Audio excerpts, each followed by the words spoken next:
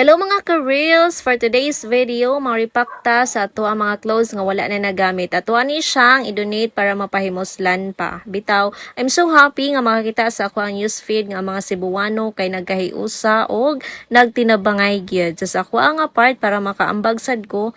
Though dili ni siya financial nga tabang, clothing ni siya. Of course, kinasing-kasing sad ni.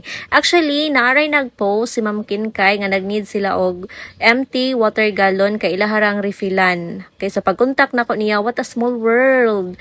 Silingan na daimi, naami sa banika, ilaha mayupay. So, among gihatod ang among hinabang sa ilaha ganina.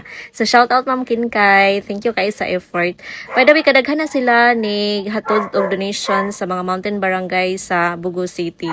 And then, no, to, nalipay ko no, kay ma-receive dayon sa mga nagkinahanglan ang mga tabang.